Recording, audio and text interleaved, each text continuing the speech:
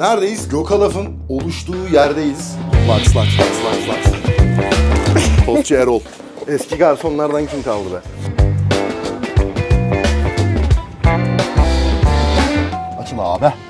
Açıl abi.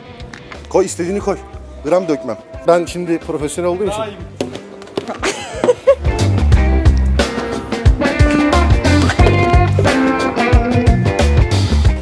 Ne aldın? Karnabahar.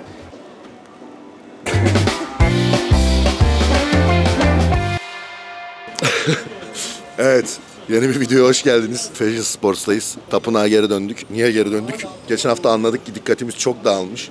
Soflaşmaya başladık. Herhalde trafikte geçirdiğim süre beni yumuşattı. Arkadaşlar geçen hafta benim için üzücü bir haftaydı. Çok eğlendim, çok güldüm. Tuna'yla videolar çektik. Meetup'ımız vardı ama Art of Cut'ın, Art of Bulk, Art of Mass'e çevirdik maalesef bir haftalığına. Ve bayağı bir düzenden şaştık geçen hafta. Yani şöyle diyeyim, Meetup günü karambol bir yeme oldu. Ondan son 2 gün yendi.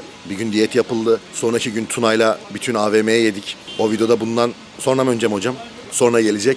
Yani geçen hafta bayağı karamboldü açıkçası. Ben de artık hani bir yerden sonra ipin ucu koptu deyip zaten böyle disiplinsizleştim. Bayağı saldım yani. Açık konuşayım, bu konuda yalan dümen yok bizde, biliyorsunuz. Bayağı benim için kötü bir haftaydı. Hem mental anlamda çok eğlendiğim, çok güzel bir haftaydı ama diyet anlamında kötü geçti.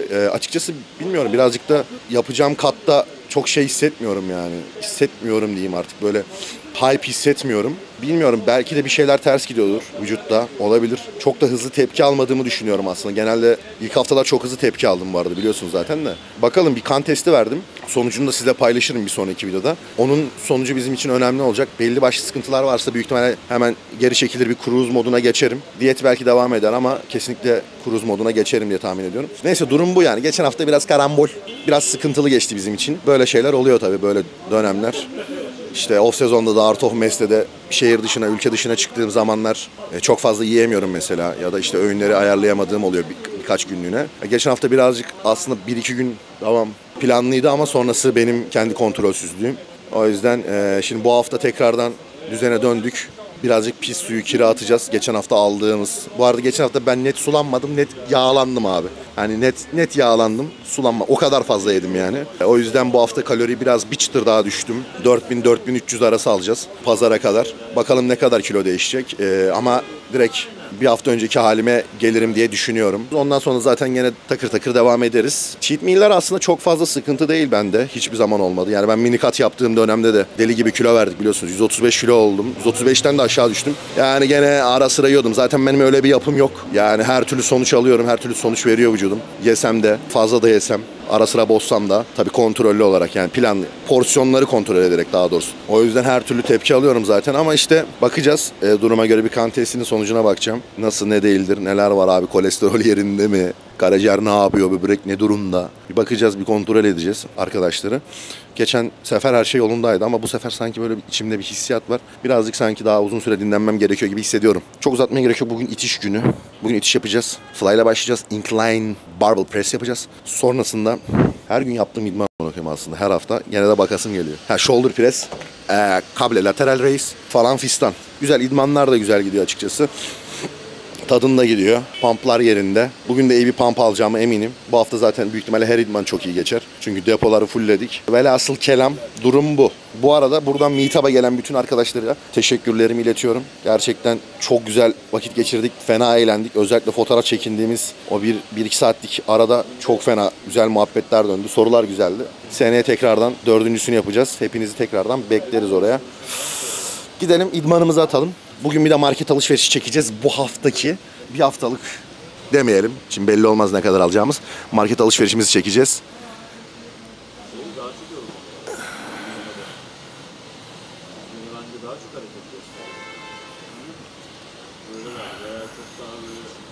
Bu kadar.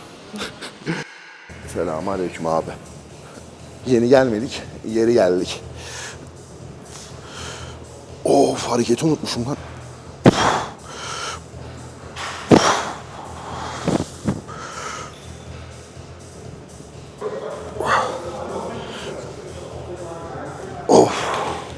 Artık itiş günlerine fly ile başlıyorum, biliyorsunuz. Bu şekilde bir preslerden çok böyle absürt ağırlıklara girmiyorum. Özellikle şu kalorilerin düşük olduğu dönemde.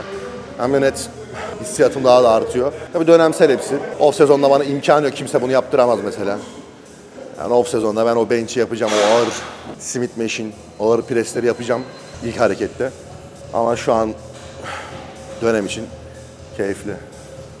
Biraz daha ısınalım abi.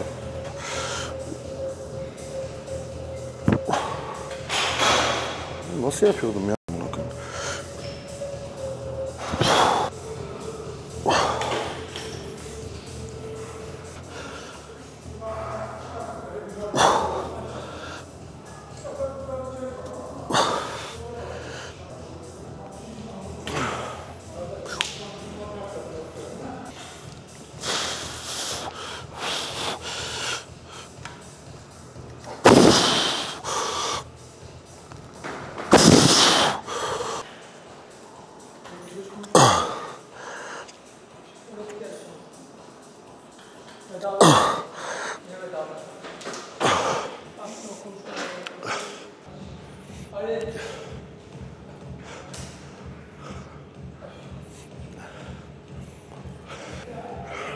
Sağlıksız mıyım ben? Şimdi 100 kiloyla 10 tekrar yaptık. Ya da 9'da hatırlamıyorum, bakacağım. Bunu logbook'umuza kaydedeceğiz. Haftaya bir sonraki pazartesi geldiğimizde eğer bu ağırlık ile 11, 12 veyahut bir üst ağırlıkla tekrardan 10 tekrar ulaştığımız zaman aynı form, aynı setup, geri kalan bütün dış değişkenlerin aynı olduğu bir ortamda bu bize geliştiğimizi gösterir. Benim olduğum durumda bunu korusam bile benim için gayet kafi. Bu arada yapsam daha yapardım. Burun kanamasından şey yapamadık. Not alacağız hemen.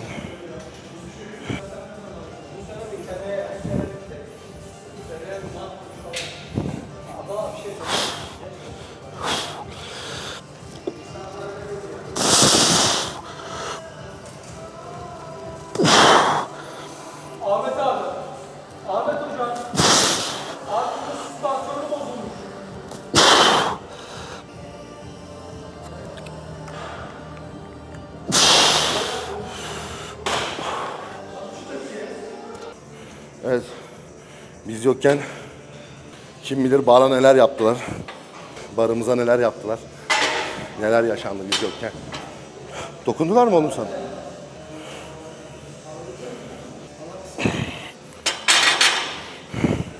Umarım fazla yıpratmamışlardır onu.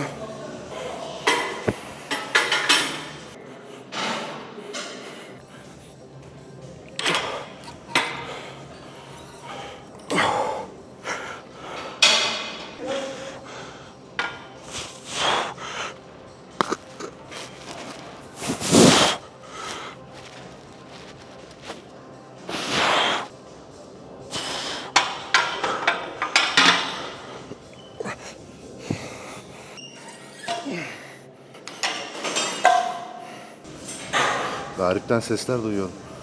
Herhalde taşa ala ala gerçekten sıyırdım.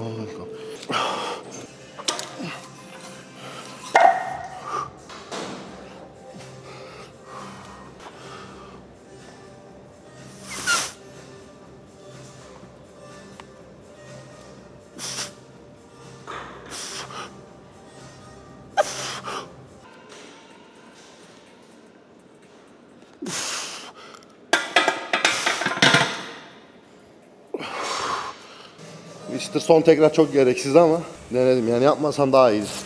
Neyse, bazen böyle şeyler olur. Güzel bir back off atacağız. Tadını ala ala. Bakalım ne durumda. Fena acıktım ya. Fena aç. Ne oluyor lan? Fena acıktım, biliyor musun? Merhaba. Halsiz miyim bilmiyorum. İdman çok iyi pump alıyorum şu anda. Pump soru işareti bu arada. Ama fena açım, onu anladım yani şu an. Geldi kafası.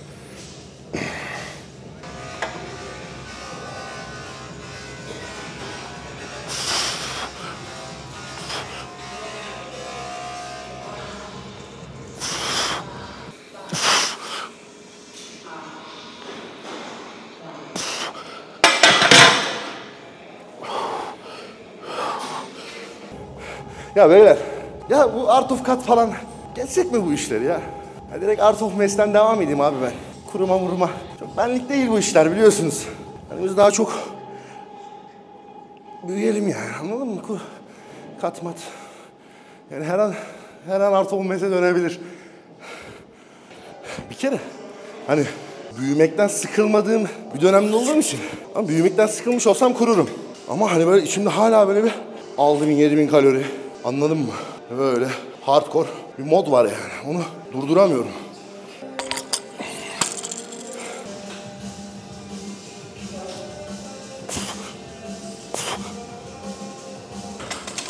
Biraz tehlikeli aga. Biraz tehlikeli.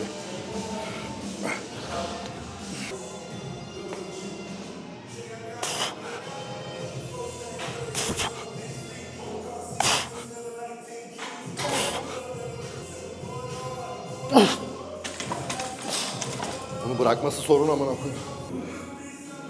Bunu bir daha yapmayacağım ya. Şimdi diğer bir halde çok güzel bir shoulder press makinesi vardı. İş günlerinde kullandım. Buradaki çok benlik olmuyor. O yüzden size alternatif arıyorum.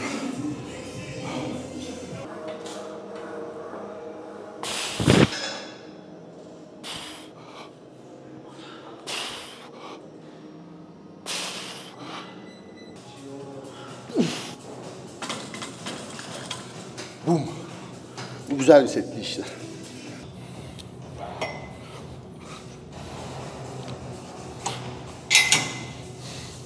Evet, birazcık lateral yapacağız. A little bit of lateral.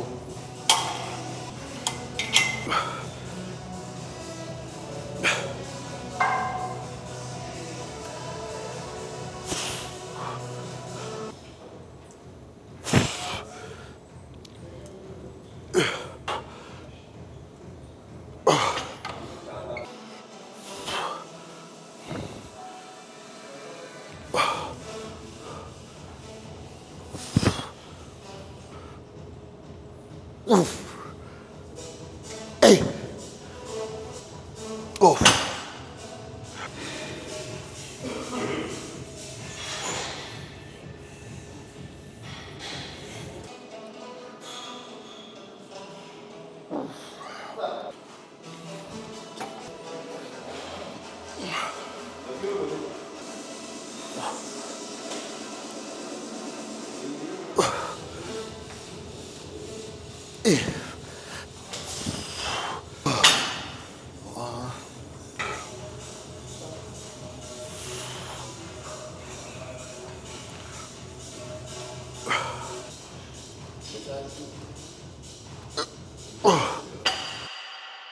Amazing!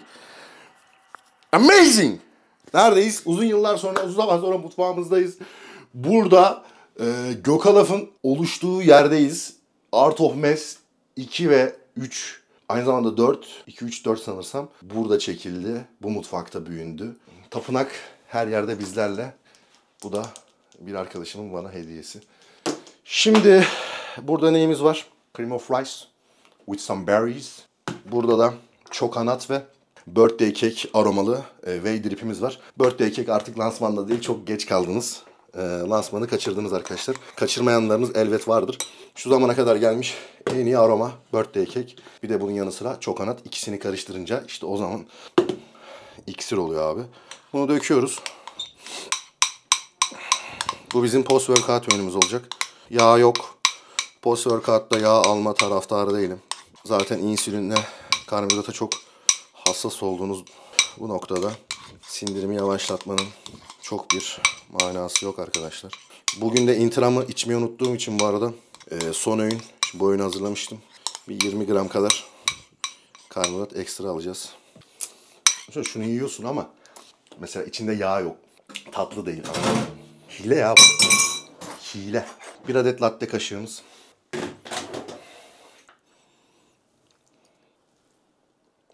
Bambaşka.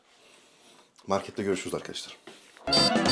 Yolla, bir taksi yolla, gönlüm. Açıl abi. Açıl abi. Şimdi Kozyatağı metro istasyonu değil. Metro. Şimdi Konuş artık. konuş artık. ne karbonhidrat kaynağımız var. Evde pirinç de yok. Bitti zaten. Patates de alacağım. Patates de yiyorum bu sıralar. Niye patates yiyorum ondan bahsedeyim. Patatesin doygunluk düzeyi mi denir artık? Türkçesini bilmiyorum. Doyuruculuğu. Kral. Doyuruculuğu diğer karbonhidratlara göre daha fazla arkadaşlar. Özellikle birazcık soğutup buzdolabında sonra yerseniz daha doyurucu oluyor. Yani diyet döneminde böyle açlık zamanlarında o noktada stratejik olabilir. Aynı zamanda potasyum zaten. Patates her zaman benim YouTube'a ilk başladığım zamanda bile öğünlerimin çoğunda olan bir karbonhidrat kaynağıdır. Severim, iyi sindiriyorum. Patates alacağız. Bolca meyve tüketiyorum biliyorsunuz. Günde nereden baksanız 600 gram çilek var. 200 gram ananas yiyorum. Meyve de alacağız. Sonra sebze olarak kabak yiyordum. Ama metroda açıkçası böyle hazır paketlenmiş şeyler oluyor. Sebzeler. Onlardan alacağım. Onlar çok pratik oluyor. Belki kuşkonmaz alırım. Çünkü ya bir yerden sonra gerçekten kabağı bile kesmek istemiyorum. Hoşuma gitmiyor yani uğraşması. Direkt böyle atayım. Airfryer olsun kafasındayım. Kuşkonmazla dondurulmuş kuşkonmaz var. Ondan alabilirim. Meyveyi de bu arada dondurulmuş alabilirim belki. Başka içecek alırız. Şekersiz. Zantangam alacağız. Dondurma yapıyoruz biliyorsunuz. Instagram storylerde gördüyseniz. O da yaptığım o dondurma makinesi aldım. Videoda bahsediyorum herhalde diye hatırlıyorum.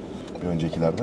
Onun kıvamını arttırması için Zantangam diye bir şey var. Onu attığınız zaman daha rahat kıvam alıyormuş. Ondan alacağız. Metroda satılıyormuş. Sonra temizlik malzemesi. Temizlik limandan gelir abi. Erkek adam temiz olur. Spatulamız kırıldı. Spatula değil de bu rice cream'i benim böyle tabaktan aldığım şey ne? Kaseden aldığım. Vardı ya gri bir şey. Konuş artık. Spatula gibi bir şey o da. Tamam spatula işte. Spatula o mu? Evet. Düz değil mi? Ya plastik böyle işte Tam sıyırıcı gibi bir dalga. Tamam boş ver.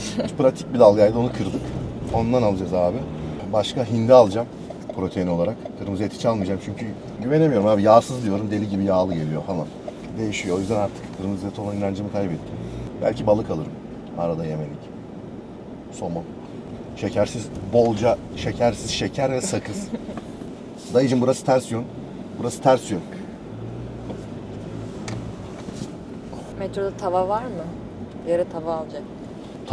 Tavalar benim evdeki tavalar harbiden artık kanserojeni geçti yani. Hayır bak eve söylemiştim ben bir ara. Soğuk falan mı? O kadar eksik getiriyorlar ki yorumlara inanmamıştım bu kadar eksik getirebileceklerine. Ben onu bir kere McDonald's'ta yaşadım. Gerçekten hiçbir şey koymuyorlar. Ben McDonald's'ta yaşadım.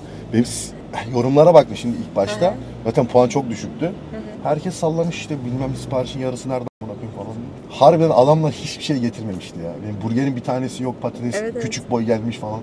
Ben de yorum yazdım. Allah razı olsun sandviçi yollamışsınız diye. Mesela kebapçıdan falan söylüyorum. Abi fazla koyuyor, anladın mı? Kebapçı söylüyor, yanına çiğ köfte geliyor.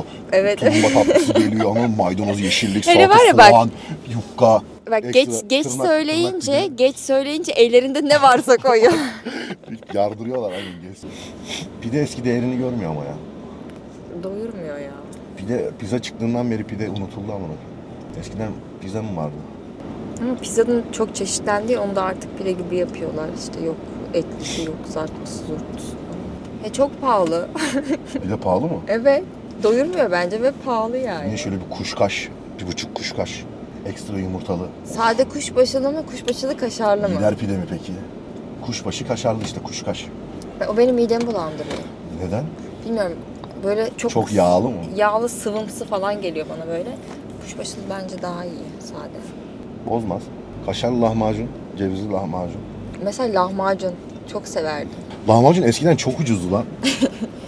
Ben mesela 2,5-3 liraya yediğim zamanı hatırlıyorum. Evet, lahmacun gerçekten 5-10 lira falan. Şu an ne kadar sen tabi bilmezsin. 110 lira falan. Evet. Değil mi? Düşün 110 TL. 5-10 liraydı ama. Ben 1.75'e falan 1 lira 75 kuruşa mı ne? 1,5 lira döner yiyordum herhalde. Hatta 2,5 lira olmuştu. Biz demiştik ki anasının ne oluyor amına? Kocaeli'de çarşıda vardı, hatırlıyor musun? Bir tane. Çoban katık mı?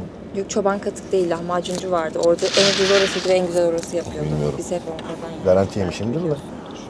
Sanat sokağı vardı orada. Tabii sanat sokağını bilirim. Yine trafiğe kaldık. Trafiğe kalmayacağız diye. Trafiğe kalmayacağım diye uğraştığım her gün bir şekilde trafiğe çıkıyorum. Ama saat 5 iş çıkışı. 3'te çıksaydık da okul çıkışı, 12'de çıksaydık iş arası. Sabah çıksaydık okul. İstanbul seviyor musun Göktuğ? İstanbul'u seviyoruz da bu trafiği olmasa ama keşke. Başka nerede yaşamak isterdin Türkiye'de? Yaşasaydın. Ege, İzmir. İzmir değil pardon. Fethiye. Peki emekli olup yerleşmen yok mu? Net. Tavuk alacağım. Çiftlik kuracak mısın? Çiftlik. Bahçe. Çapa yaparım. Onu da başkalarına yaptırırız. Bitki aşılama kursuna giderim abi. Halk eğitimden eğitim alırım. Seracılık kursuna Kesin giderim. yapar. Yarış hazırlığında çok rahattım ya. Otelde bak 4 ayda evden çıktığım gün sayısı 3-4 falandır. İki tanesi vize içindi. Bir iki tanesinden toplantı, carçut falan o işlerdir yani. Kafa rahat, zaten az yiyorsun. Zaten gıcık bir adamın tekiydim ama. Kimseyle görüşmek istemiyordum.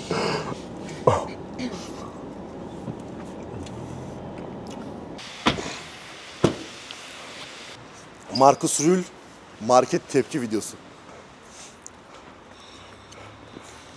Geçireceğim. Sleepy mi be? En iyisi Şunun o. tadını bilenler bir yazsın aşağı. Şu var ya kurtarıcı abi. Şu gerçekten ben elimi yüzümü de bazen bununla siliyorum. Gerçekten Deterjanlı gerçekten tabii, öyle çok bir şey güzel yapmayın. Çok güzel bir şey. Yüzey temizleyicisi alacağız abi. Temizlik önemli. Yerleri silerken kullanmak için. Kendim siliyormuşum gibi. Çam kokusu mu? Çam kokusu önemli hocam. Mutfak spreyi lazım. Garip bir şey söyleyeyim. Ben patatesi neyle şey yapıyorum biliyor musun? Neyle? Telle mi? Telle yapıyorum. Bir tane kadın var, işte Instagram'a çekmiş, çamaşır makinesine atıyor, tel koyuyor içine, patatesler tertemiz çıkıyor böyle. O kadar da değil ya. Makineye acırım. Ama bunlar hani patates, bunda patates olur mesela. Telle daha iyi. Telle tabii daha iyi de. Tamam buradan bir şeye gerek yok abi. Islak mendil. Vazgeçilmez. Peki bunu seçmendeki en büyük etken neydi? Görüntüsü en hoş olan bu bence. Yani şunu, Hayır, bence bunlar şu tam çok şey değil mi? Hani bu daha çok eline koku verip hani başka hiçbir işe yaramayacak. Yeni gelin şeyi gibi Aynen. duruyor. Sunum şeyi gibi. Yeni gelmiş abi. Desenli fermuarlı poşet. Onlar full saklamalı böyle. Söyleyemedim. Bu ne için? Ya işte iyice paketliyor böyle kalan bir şeyler olduğunda. Ya Harbi da, mi ya? çilek milek de koyabilirsin Alınır abi. yanına atmalık. Alınır abi, denenir abi. Air fryer kabı. Onlardan vardır burada ha. Var işte burada. Ha ama o küçük kanka. Evet. Hani aslında bunlardan alacaksın, hiç bulaşık yıkamayacaksın ha. Çok mantıklı. Alacağım, bulaşık yıkamayacağım amına koyayım. Bak şunda benim bir öğün yani sağlam kanka, bunda bir öğün konur mesela. Yok ya bunun sonu Plastik. kötü bir yere gider. Yani tembellikten artık bulaşığı da yıkam. Şu spatulayı bulmamız lazım. Tepsi. Eski garsonlardan kim kaldı be? 18 yaşımdan sonra uzun bir süre garsonluk yapmış birisi olarak.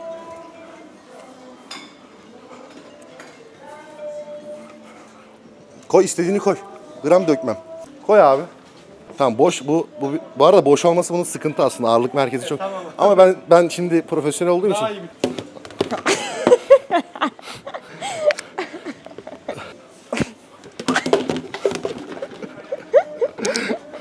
Yakala. Normal oğlum, normal. Bir de körelde tabii yetenekli. Bak bunu görünce aklına gelen ilk şey patsocu değil mi amına? Hani patsocu veya ucuz dönerci. Plastik ketçap. Aha. Bu bıçak niye bu kadar pahalı lan? Tırnak makası gibi duruyor. Bir olayı Bıçaklar vardır. pahalı ama. Bu Bir olayı vardır yabancı garanti. markadır falan filan. Bir olayı vardır garanti. Şunu alıp peki bununla tavuğu kokoreç yapmamı. Laks. Aklımdan çıkması mı lazım bu fikrin? Aha. Oo. Gelişmiş lan bunlar. Bende alt sürümü vardı kanka, bu uzamış falan. Bende şunun gibi bir şey var. Acaba bunda daha mı iyi olur? Bence o. 260 liralık ne var bunda ya? Plastik ama ne? Markası Corona. Bunlar aynı boyda mı? O daha büyük. Orta boyunu al.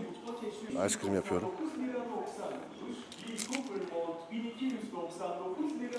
Şu da fena değil. Mutfak tartısı. 85 tane var evde. Gerek yok. Borcam. Hayatım boyu kullanmadım.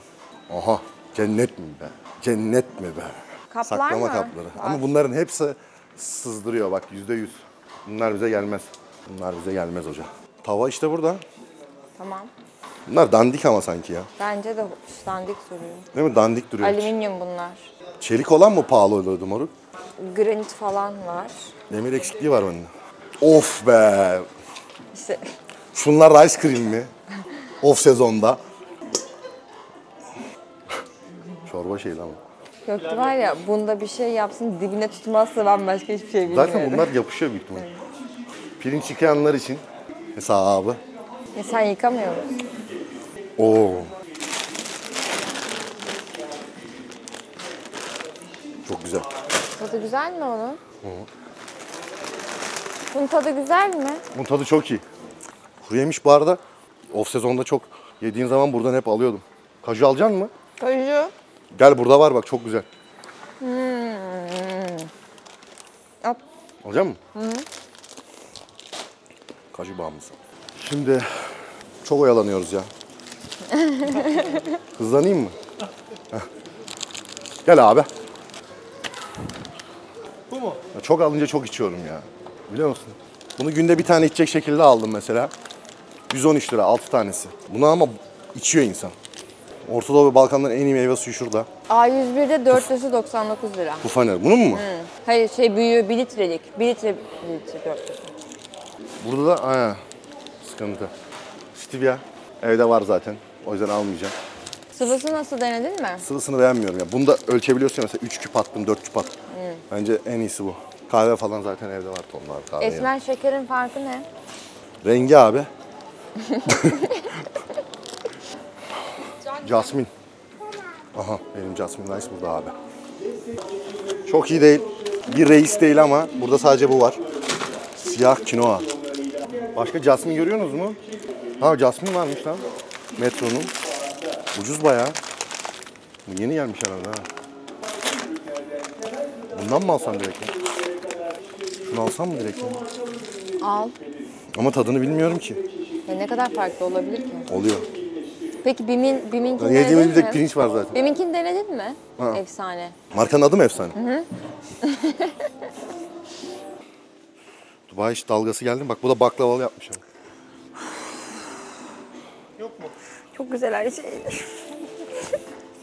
Gelmemiş mi o dalga? Bak Göktuğ, sakızlar, şekerler. Aha. Ekşi yüz seversin. Bu sakız var ya bak. Çok eski bir sakız. Bu markanın çikolataları var, biliyor musun? Bilmiyorum çikolatasında bu sakız gerçekten çok güzel bir sakız. Arap sakızı mı olarak geçiyor, öyle bir şey. Çok Mabel. Mabel. Çok eski bir sakız. Campare mampare buraya geç abi. Burası bizlik değil. Ben burada off sezonda Cici Bebe'yle bir videom vardı. Cici Bebe bak Cici Bebe süt, muz, protein tozu. Uf. Çok iyi. Mağazamıza geldiğinizde balık siparişinizi hemen vermek. Bal reyonundayız. Bal off sezonda gene tükettiğimiz bir üründü. Çok severim, evde var hala. Sütü gezmesi, caccut.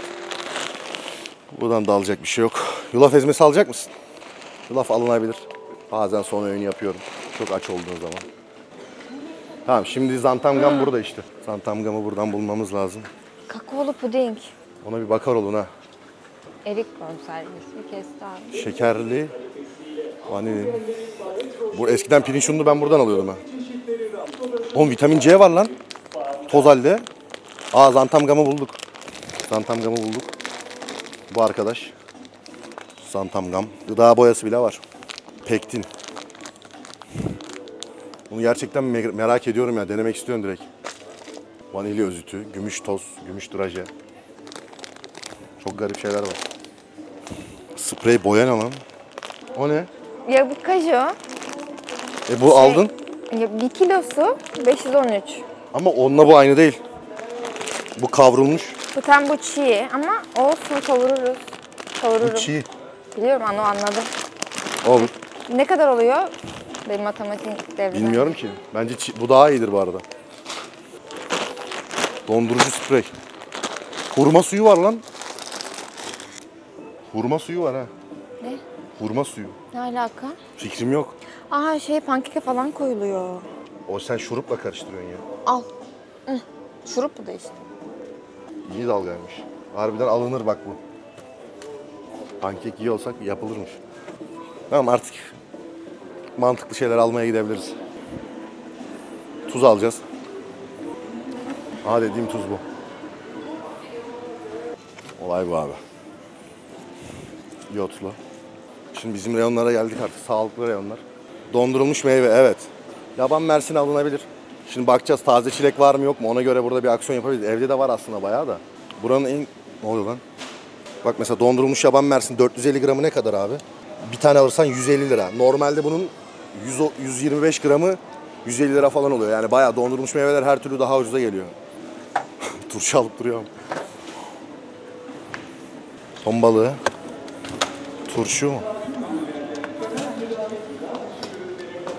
İşte dediğim bu kanka. Ama bir günde bitiririm. Bu çok iyi moruk. 400 lira. Gerçekten çok iyi ama. Şunlar güzel. Bir çıtır yağlı oluyor ama hem kuşbaşı olmuş oluyor hem de tadından yenmiyor. Güzel. Bu sıra hindiye döndük. Bundan 3 tane alacağım ben. 3 tanesi günde şu an 250 çarpı 4. 250 çarpı 4 1000. 1 kilo yiyorum. Bayağı da bir protein tozu var çünkü. 1 kilo yiyorum. Yani bir tane daha alırsam 2 gün gitmiş olacak.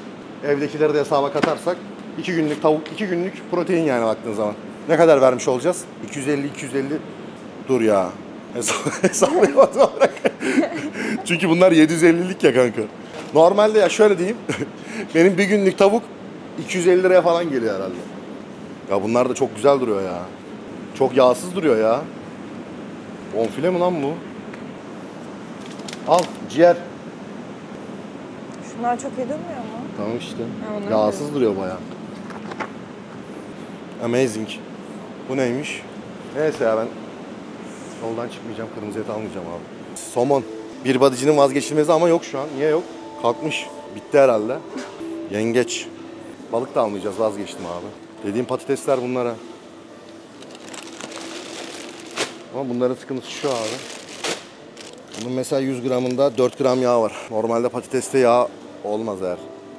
Yani manavdan aldığımız patatesten bahsediyorum. Bunlar işlem görüyor önceden yani. Bunların sıkıntısı o. Lezzetli olmasının sebebi de o aslında. Yağ var mesela. Aha kuşkonmaz.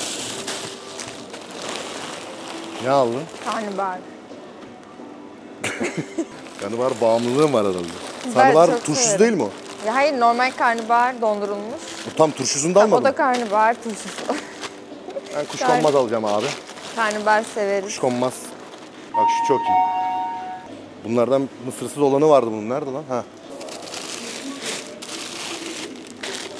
Aa bu çok patat- iyiymiş. Tamam onun mısırsız olanı da vardı normalde. Bak burada daha fazlası da var da. Karışık sebze. Baksana. Ama bunun mısırsız olanı vardı ya. O da mı karışık sebze? Hepsi bunların hepsi öyle. Şu da var bak. Yazıyor burada. Yeşil fasulye, karnabahar, alabaş, bezelye, kereviz, Bu güzel duruyor. şalgam, Buna bak, brüksel ama sen lahanası, karnabahar sevmiyorsun havuç. Bunun biberli olanı vardı moruk ya. O nerede abi? Burada Ondan- biberli var ama içinde karnabahar falan Tam var. mısırlı ama onun bir de tam bizim istediğimiz olanı vardı ya. Bulacağım ben onu şimdi. Sebze olarak onu bulsam onu alırdım da onu bulamadım ya. Bitmiş. Out of stock. Bir de burada şöyle bir sıkıntı var. Alıyorsan böyle almak zorundasın. Şu 2-3-5 tane alayım yapamıyorsun. Bölüşelim. Al bölüşelim. Patato sekansı hangisi daha ucuz bakalım. Patates yemeklik. Yemeklikte kızartmalının farkı ne kanka? Biri daha yani kepekli gibi oluyor bir tanesi. Bu yemeklik mi mesela? Kızartmalık al bence, onlar daha güzel tadı. Yemeklik mi? Kızartmalığı mesela... Kızartmanın tadı daha güzel oluyor bence. Kızartmayacağım ki ben. Tamam o zaman. Sen bilirsin. Ananas abi ya. Ya ananas meyvenin hası ya moruk. Meyvenin hası ya bu. Düşün bak mesela şuradan geleyim şey yapayım yok. Hani demek istediğimi anladın Araba mı? nerede? Müşteride. Alacaksan mesela armut şunu almak zorundasın moruk. Hani 3-5 tane alayım yok. Nar gelmiş lan. Eğer ayıklayacak bir dostum varsa bunu yemek çok keyifli. Kavun mu? En sevdiğim meyve. Nereden birisi? Karpuzcuyum daha çok. Ama kavun da benim için yeri ayrıdır. Dondurulmuş tomato. Burada buram buram bir sarımsak kokusu var. Aldın mı? Şey gibi, işkembeci gibi kokuyor. İşkembeci gibi kokuyor. Her an bir kelle paça önümüze gelebilir gibi bir vibe var yani. Hocam buralar doğal kısım, organik kısım. Bizim biliyorsunuz organik ve doğal olan şeylerle çok alakamız yok. O yüzden, bu çok iyiymiş. Ama almayacağız. Bak, bir şey ne kadar hazırsa o kadar hoşuma gidiyor. Avokado bir tane alamıyorsun herhalde ya. Alabiliyorsun. Adet satılmaktadır yazıyor. Emin misin? Hı. İnşallah öyledir. Kolay gelsin. Ne kaldı? Kesin bir şeyler kaldı da. Ve... Saçma, onun dondurulmuşu var, onu alma ya. Yok almayacağım da tam baktım. Temel reis misin? Ispanak güzel bir sebzedir. Bu mantıklı mesela. Çok mantıklı ürün. Bu mantıklı mesela. Ne kadar ona göre değerlendirme yapacağım. Pahalı. Ne Bu kadar? kanka doğranmış iceberg. Anlamadın. Kıvırcık mı neyse artık. Ben bilmiyorum ki. Bunlara çok alakam yok. Mesela bu alınır, bu çok pratik kanka. Niye? Diyettesin, karnın aç, tavalı Bunların yedin. fiyatı niye yazmıyor? 19 lira abicim. Hayır değil o bu. Atıştırmalık. Neyse aldık işte bakalım hadi. Bunu bana taşıtıyor. Normalde de hiçbir şey alırken... Sen sos almamışsın. Almayayım. Ketçap, mayonez falan. Diyetteyim. Akşam dürüm söyleyecek büyük ihtimalle. Göbek ucuzmuş, alayım bir tane. Neyse artık vazgeç. Gökhan. Aha. Git Göktuğ'u çek ya, beni çekme. İşte Göktuğ doğranmış aldı. Ben de burada. Ucuzdu. Tercih. Gel şimdi mükemmel bir yer buldum. Sen böyle saçma şeyleri seviyorsun. Geçen Migros'tan lavaş almıştık ya. O kadar güzeldi ki. Lan bunlar iyiymiş lan. Bademli kavala kurabiyesi. Çok Tereyağlı güzel. kurabiye. Bak bu var ya, bu kesin çok iyidir. Bak bu kadar fazla satılıyorsa iyi değildir abi. Az satılan şey iyidir. Bak mesela bu Tereyağında yazan bir şeyin kötü olma bu ihtimali iyidir yok. mesela net. Bu şey ekmeği gibi değil mi? Lord of the Rings'teki Frodo'nun sakladığı. Tostçu Erol. Dükkan açmamız yok mu? Çok Değil mi uygun. ya? Ya bununla yaşanır ya. Ya bunun arasına kaşar koyacaksın böyle tereyağı. Alacak mısın onu? Ya, almayacağım ama Yemezsin ya. hayal Allah. kuruyorum. Abi ben acıkıyorum buraya gelince ya. Bak bir şey söyleyeyim mi? İşte Şu da o zaman- çok iyidir. Gelin diye deyip burger yemedik mi Ya abi? yiyelim ne olur yiyelim. Bu ne oğlum? Kalp damar tıkanıklığı ama. Görsel olsa, ekmek olsaydı böyle bir şey olurdu. O ne güzel kokuyor. Tam buğday lavaş alınır bence. Onlar güzel. Alalım. Off sezonda full onları yedim. Simit, tamam. Ama bu mu o mu? Her şey paketlenmiş artık. Her şey Ama bir şey söyleyeceğim. Bu daha iyi durmuyor mu ya Göktuğ? iyi bir şey değil. Şu daha iyi durmuyor mu? Buğday yazan şeyleri sevmiyorum ben. Şu çok iyi ama. Evet, alışverişi bitirdik. Meyve almadım bir tek. Evde zaten bir miktar var dondurulmuş. Bir de meyveyi taze daha çok seviyorum. Burada yoktu. Şimdi çilek falan olsaydı alacaktım. Ananas aldım bir tek. Çileği artık yarın manavdan alacağız. Bu ne lan? Bunu yemeyeceğini yemin edebilirim. Ya salata da çok güzel oluyor. Bunlar yemeyeceğini yemin Ya bak ederim. salata da çok güzel oluyor. İçindekiler Kurutulmuş güneşte kurutulmuş domates, salata. tuz, sirke, asitlik düzenleyici, şeker var abi bunun içinde. Yani. Ben böyle dediğime bakma zaten. Yani böyle deyip 5 gündür yemek yok. Küp kesilmiş. Bak ceviz, zeytinyağı bu. Of. Böyle Ekmeğin arasına. karıştırıyorsun. Banlasan güzel oluyor. Bambaşka.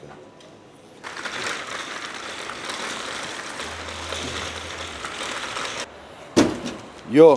Ne kadar tuttu? 4384.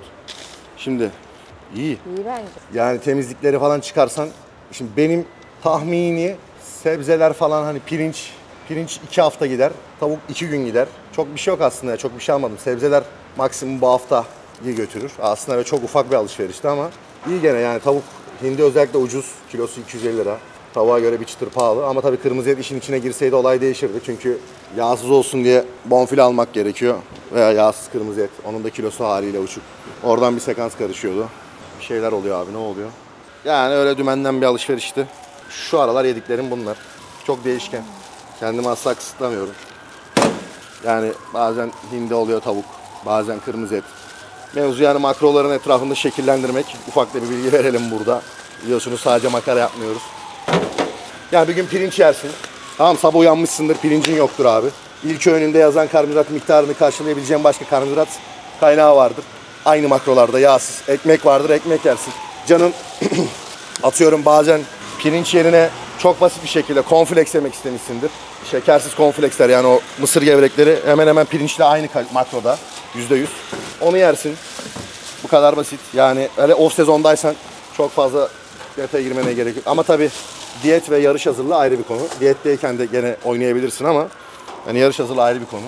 Çünkü şöyle bir sıkıntı oluyor. Bazen ürünlerin bu arkasındaki besin içeriği %100 yani olmasa da çoğunda böyle %10, bazılarına daha fazla %40'a kadar çıkıyor. Hata payı oluyor çünkü bunları kimse denetlemiyor arkadaşlar. Yani gidip de sen bunun içine 100 gramında 500 kalori yazdın.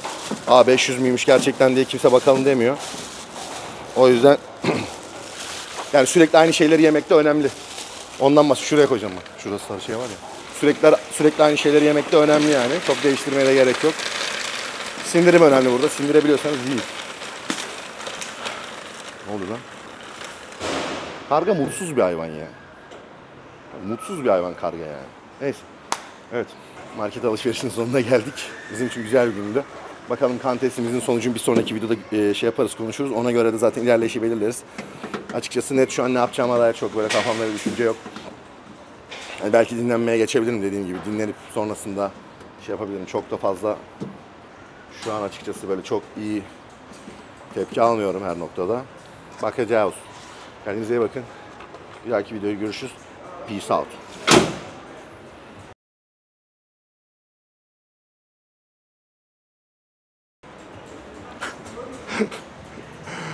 Nasıl ince hamburger?